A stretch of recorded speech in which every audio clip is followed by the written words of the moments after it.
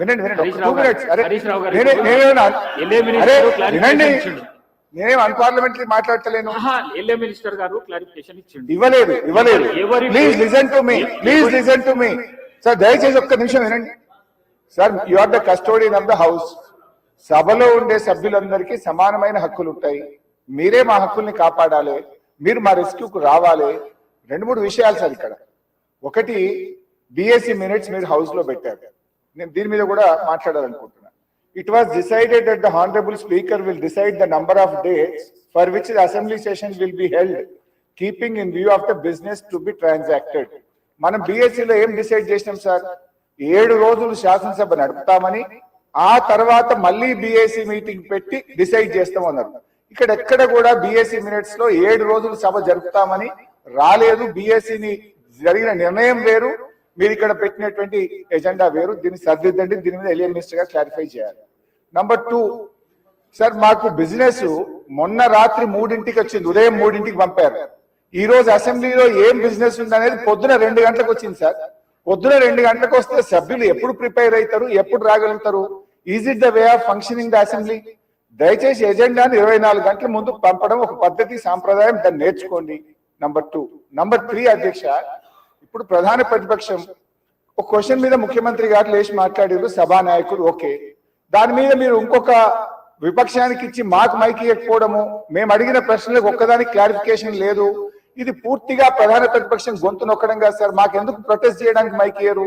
Question hour లో protest అనేటువంటిది ఆ పార్టీ యొక్క హక్కు సార్. సో అందువల్ల కైండ్లీ లీజన్ ఒక 2 నిమిషాలే ఇవ్వండి. Protest is our right, members right. Rule book లో స్పష్టంగా ఉంది. మీరు మా దిక్కే చూడరు, మాకు మైక్ ఇవ్వడం అనేది కరెక్ట్ కాదు. ముఖ్యమంత్రి గారు మాట్లాడుతూ ఏం మాట్లాడింది సార్? ఇప్పుడు ఆయన మాటలు అసలు మూసి కంపు కంటే ముఖ్యమంత్రి గారి మాటల కంపు ఎక్కువ సార్. అది వినడం చాలా కష్టం.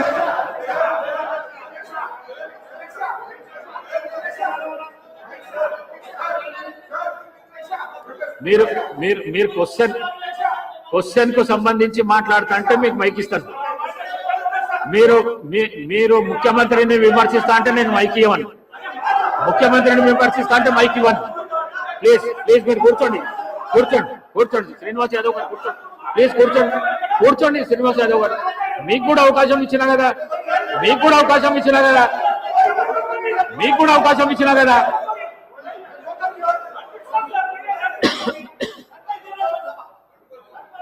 సార్, ముఖ్యమంత్రి అడ్డగోలు మాట్లాడితే మీరు ఆపరా?